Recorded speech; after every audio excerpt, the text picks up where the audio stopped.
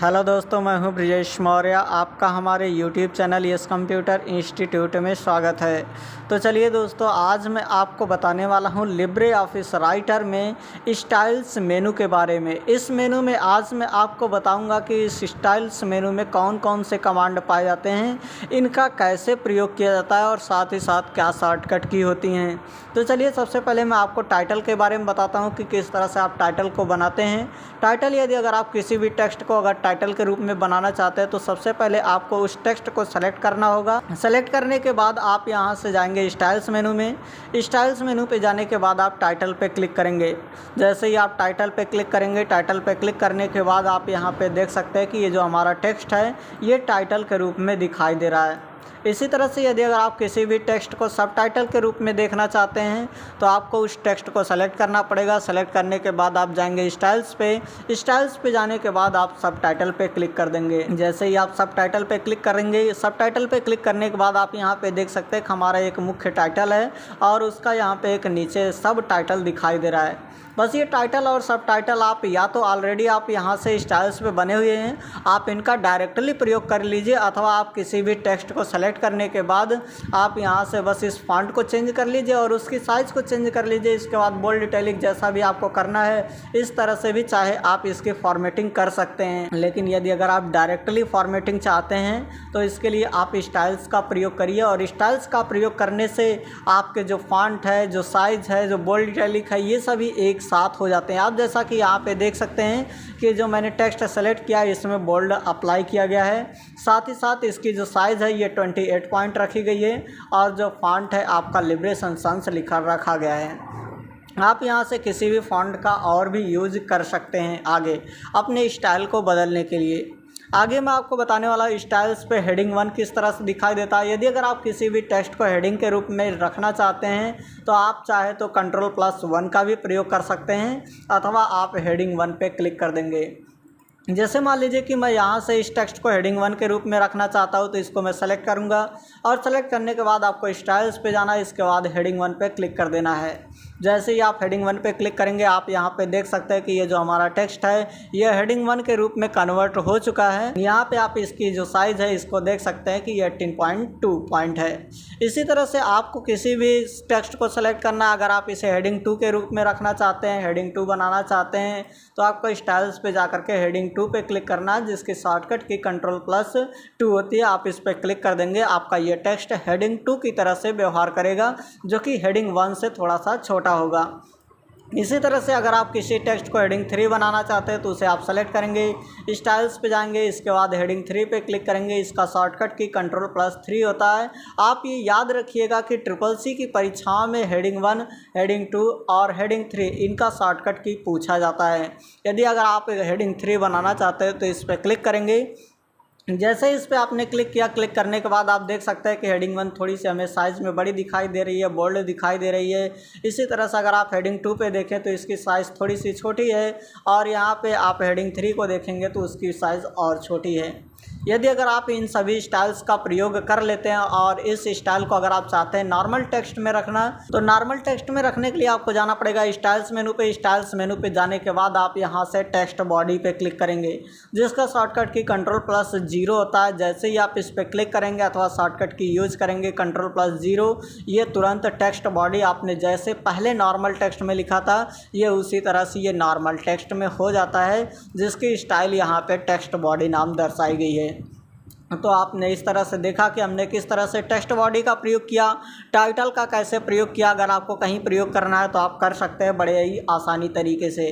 सब टाइटल का मैंने कैसे प्रयोग किया, हेडिंग 1 का कैसे प्रयोग किया, हेडिंग 2 का और हेडिंग 3 का भी मैंने प्रयोग करके आपको दिखाया। अब मैं आपको दिखाने वाला हूं कि ये कोटेशंस का आप कैसे प्रयोग करते हैं। अगर आप कोटेशंस का प्रयोग करना चाहते हैं, जैसे यहाँ पे देख सकते हैं कि हमने एक पैराग्राफ लिखा हुआ है, अगर आप इस पे कोटेशन को अप्लाई करना चाहते हैं तो इसके लिए आपको स्टाइल्स मेनू पे जाना होगा। स्टाइल्स मेनू पे जाने के बाद आपको कोटेशंस पे क्लिक करना होगा। कोटेशंस पे क्लिक करते ही जैसे ही आप कोटेशन पे क्लिक करेंगे आप यहाँ पे देख सकते हैं कि जो आपका इंडेंट है ये लगभग 0.4 इंच आपका इधर राइट साइड इंक्रीज हो चुका है। इसी तरह से आप यहाँ पे स्टाइल्स पे जाएंगे। स्टाइल्स पे जाने के बाद अगर आप चाहते हैं कि ये हमें प्री फॉर्मेटेड टेक्स्ट के रूप में दिखाई दे तो आप इसी पे क्लिक करेंगे। जैसे ही आप क्लिक करेंगे अब यहाँ पे ये देख सकते हैं कि ये हमें प्री फॉर्मेटेड टेक्स्ट के रूप में दिखाई दे रहा है। आगे मैं आपको बताने वाला हूं कि एम्फेसिस के रूप में आप कैसे देखेंगे। यदि अगर आप इसी टेक्स्ट को एम्फेसिस के रूप में देखना चाहते हैं तो आपको इस पर क्लिक करना होगा। जैसे ही आप इस पर क्लिक करेंगे, क्लिक करने के बाद आप देख सकते हैं कि ये अभी एम्फेसिस के रूप में आपको दिखाई देने लगा है, यानी ये हमें इटैलिक फॉन्ट में दिखाई दे रहा है, हमें एम्फेसिस के रूप में दिखाई दे रहा है। इसी तरह से अगर आप स्ट्रांग एम्फेसिस के रूप में देखना चाहते हैं तो इस पर फिर से क्लिक करेंगे। आप देखिए यही टेक्स्ट हमें स्ट्रांग एम्फेसिस के रूप में दिखाई दे रहा है, जिसमें इटैलिक का ना प्रयोग करके सिर्फ बोल्ड का प्रयोग किया गया और यहाँ पे फॉन्ट को भी चेंज कर दिया गया। आगे मैं आपको स्टाइल्स पे कोटेशंस का प्रयोग करके दिखाने वाला हूँ। यदि अगर आप कोटेशंस पे क्लिक करते हैं तो कोटेशन पे क्लिक करने के बाद आपका ये टेक्स्ट देखिए फिर से स्टाइल यहाँ पे इटैलिक रूप में दिखाई देगा और ये फॉन्ट आपका दूसरा बदल चुका है। इसी तरह से आप जाएंगे स्टाइल्स पे। स्टाइल्स पे जाने के बाद अगर आप इसी टेक्स्ट को अगर आप सोर्स कोड के रूप में देखना चाहते हैं तो इसके लिए आप इस पर क्लिक करेंगे। जैसे ही आप सोर्स कोड पे क्लिक करेंगे, क्लिक करने के बाद ये देख सकते हैं कि जो हमारा टेक्स्ट है ये सोर्स कोड के रूप में दिखाई दे रहा है। तो आगे मैं आपको यहाँ पे स्टाइल्स पे जाने के बाद मैंने अभी आपको बताया एम्फेसिस के बारे में, साथ ही साथ स्ट्रांग एम्फेसिस, कोटेशंस और सोर्स कोड में। आगे मैं आपको बताने वाला हूं कि डिफ़ॉल्ट कैरेक्टर, आप यदि अगर आप डिफ़ॉल्ट कैरेक्टर पे क्लिक कर देते तो जो भी आपने फॉर्मेटिंग की है ये डिफ़ॉल्ट कैरेक्टर के रूप में बदल जाता है, यानी नॉर्मल टेक्स्ट के रूप में ये कन्वर्ट हो जाता है। तो आपको किसी भी टेक्स्ट को सेलेक्ट करना है, सेलेक्ट करने के बाद स्टाइल्स पे जा कर के आप उसे डिफ़ॉल्ट कैरेक्टर दे सकते हैं। आगे मैं आपको बुलेट लिस्ट के बारे में बताने वाला हूं कि यदि अगर आप यहाँ पे जैसे यहाँ पे हमने कुछ टेक्स्ट को लिखा है, यदि अगर इस पे आप बुलेट लिस्ट लगाना चाहते हैं तो बुलेट लिस्ट लगाने के लिए सिंपल है, आप इसे सेलेक्ट करेंगे और सेलेक्ट करने के बाद आप जाएंगे स्टाइल्स पे। स्टाइल्स पे जाने के बाद आप यहाँ से बुलेट लिस्ट पे क्लिक कर देंगे। जैसे आप बुलेट लिस्ट पे क्लिक करेंगे, क्लिक करने के बाद आप देख सकते हैं कि जितना दूर हमने जिस टेक्स्ट को सेलेक्ट किया उस पर यह बुलेट लिस्ट अप्लाई हो चुका है। इसी तरह से आपको स्टाइल्स पे जाना है। स्टाइल्स पे जाने के बाद आप चाहे तो नंबर लिस्ट का भी प्रयोग कर सकते हैं। इसके लिए आप यहाँ से नंबर लिस्ट पे क्लिक करेंगे। नंबर लिस्ट पे क्लिक करने के बाद आप देख सकते हैं कि ये नंबर लिस्ट के रूप में कन्वर्ट हो चुका है। आगे दोस्तों मैं आपको स्टाइल्स पे जा कर के यहाँ पे अल्फ़ाबेट अपर केस लिस्ट है, ये ध्यान दीजिएगा कि ये अल्फ़ाबेट में रहेगा लेकिन अपर केस में ये लिस्ट बनेगी। तो इस पे जैसे ही आप क्लिक करेंगे आप यहाँ पे देख सकते हैं कि ये अल्फ़ाबेट में है लेकिन अपर केस में, यानी पूरा कैपिटल लेटर में लिखा हुआ है। तो इसी तरह से आपको स्टाइल्स पे जाना है। स्टाइल्स पे जाने के बाद यदि अगर आप अल्फ़ाबेट लोअर केस लिस्ट का प्रयोग करते हैं तो इससे जो आपका टेक्स्ट यहाँ से जो नंबर लगेगा वो अल्फ़ाबेट तो होगा लेकिन लोअर केस में यानी स्मॉल लेटर में लिखा होगा। तो इसी तरह से आप स्टाइल्स पे जा कर के आप चाहे तो रोमन अपर केस लिस्ट का भी प्रयोग कर सकते हैं। आप ये देख सकते हैं कि ये जो नंबरिंग है ये रोमन में लगी हुई है लेकिन ये अपर केस में यानी पूरा कैपिटल की तरह से लगा हुआ है। आपको फिर से स्टाइल्स पे जाना है। इसके बाद रोमन लोअर केस लिस्ट अगर आप इसका प्रयोग करते हैं तो आपका जो नंबरिंग होगा वो रोमन में तो लगा होगा लेकिन ये लोअर केस में लगा होगा। इसी तरह से आपको स्टाइल्स पे जा करके मैंने आपको बताया कि किस तरह से आप टेक्स्ट बॉडी का प्रयोग, टाइटल, सब title, heading 1, heading 2, heading 3, quotations का प्रयोग, प्री फॉर्मेटेड टेक्स्ट का प्रयोग, डिफ़ॉल्ट कैरेक्टर का प्रयोग आपने किया, एम्फेसिस का, स्ट्रांग एम्फेसिस का प्रयोग किया, कोटेशंस का प्रयोग किया, सोर्स कोड का प्रयोग किया और साथ ही साथ इन बुलेट लिस्ट और नंबर का भी प्रयोग किया। अब मैं आगे आपको बताने वाला हूं कि किस तरह से आप अपनी स्टाइल को एडिट कर सकते हैं। यह स्टाइल असल में हमें दिखाई कहाँ पे देती है, जैसे कि यहाँ पे आपने देखा कि मैंने इस स्टाइल को सेलेक्ट किया तो इस स्टाइल का नाम आपको यहाँ पे ये टाइटल दिखाई दे रहा है। यदि अगर मैं यहाँ से दूसरी स्टाइल को सेलेक्ट करता हूँ तो आप यहाँ पे देख सकते हैं कि ये टेक्स्ट बॉडी हमें जो स्टाइल है वो हमें दिखाई दे रहा है। इसी तरह से अगर आप किसी दूसरे टेक्स्ट को सेलेक्ट करेंगे तो ये देख सकते हैं प्री फॉर्मेटेड टेक्स्ट के रूप में हमें दिखाई दे रहा है। और भी अगर आप यहाँ से किसी भी पैराग्राफ को सेलेक्ट करेंगे तो ये देख सकते हैं डिफ़ॉल्ट पैराग्राफ के स्टाइल के रूप में हमें दिखाई दे रहा है। अगर आप इस स्टाइल को परिवर्तित करना चाहते हैं यानी बदलना चाहते हैं, जैसे आप देख सकते हैं कि जो मैंने टेक्स्ट सेलेक्ट किया इसका जो स्टाइल है वो टाइटल इस समय है।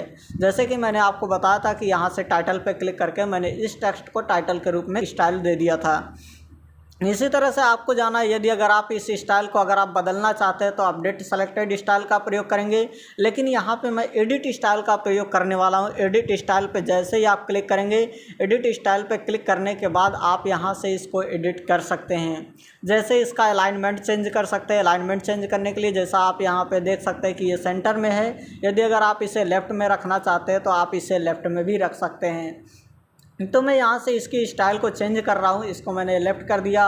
और भी यदि अगर आप टेक्स्ट फ्लो का प्रयोग करना चाहते हैं, हाइफनेशन वगैरह लगाना चाहते हैं, या फिर फ़ॉन्ट का प्रयोग करना चाहते हैं, कोई दूसरे फ़ॉन्ट का यूज़ करना चाहते हैं, साथ ही साथ इसकी साइज़ को इंक्रीज़ अथवा डिक्रीज़ करना चाहते हैं, फ़ॉन्ट इफेक्ट का भी प्रयोग करना चाहते हैं, जैसे फ़ॉन्ट कलर वगैरह का, इन सभी की फॉर्मेटिंग मैंने आपको अपनी पिछली वीडियो में पूरी अच्छे तरीके से बताया हूँ। आप वहाँ से भी जा कर के इनके बारे में जान सकते हैं। जैसे कि मैंने फ़ॉन्ट का कलर भी दे दिया। और भी इसी तरह से अगर आप पोजीशन, आउटलाइन एंड नंबरिंग देना चाहते हैं, बॉर्डर्स का प्रयोग करना चाहते हैं, transparency, area, drop caps, tabs, highlighting, इन सभी का अगर आप प्रयोग करना चाहते हैं तो आप कर सकते हैं।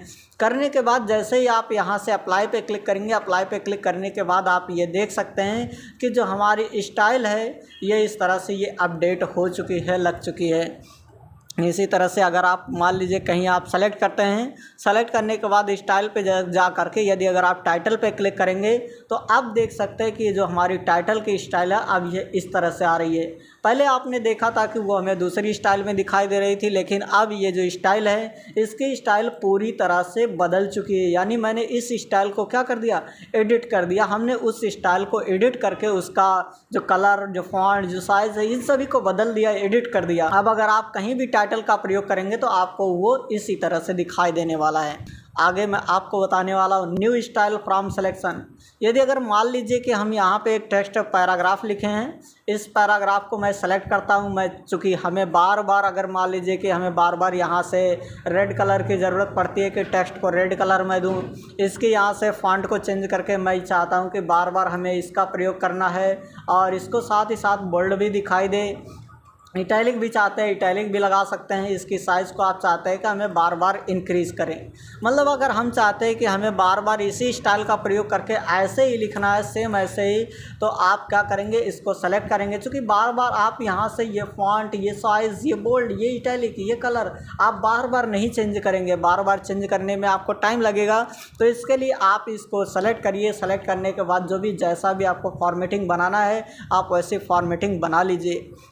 बनाने के बाद सिंपल आप स्टाइल पे जाइए। स्टाइल पे जाने के बाद यहाँ से आप न्यू स्टाइल फ्रॉम सिलेक्शन है, जैसे ही इस पर क्लिक करेंगे, जितना दूर मैंने सेलेक्ट किया हूँ, अब इसका आप यहाँ पे कोई भी एक नाम दे सकते हैं। जैसे मैं इसका एक नाम दे रहा हूँ, मान लीजिए कि एस नाम दे रहा हूँ, तो मैंने यहाँ पे यस नाम दिया।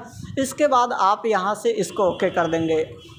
जैसे ही आप ओके करेंगे, ओके करने के बाद आप देख सकते हैं कि ये स्टाइल, इस स्टाइल का नाम यस हो चुका है। अगर आप यही स्टाइल दूसरे टेक्स्ट पर भी अप्लाई करना चाहते हैं, जैसे मान लीजिए इस टेक्स्ट पर आप अप्लाई करना चाहते हैं, तो आप इसे कर भी सकते हैं। और करने के लिए आपको सिंपल स्टाइल्स पे जाना होगा। स्टाइल्स पे जा करके आप चाहे तो यहाँ से मैनेज स्टाइल पे भी क्लिक कर सकते हैं। मैनेज स्टाइल पे क्लिक करेंगे तो आप यहाँ से देखिए किसी भी स्टाइल को उस टेक्स्ट पर अप्लाई कर सकते हैं। जैसे आपको हेडिंग 1 लगाना है तो हेडिंग 1 आप लगा सकते हैं।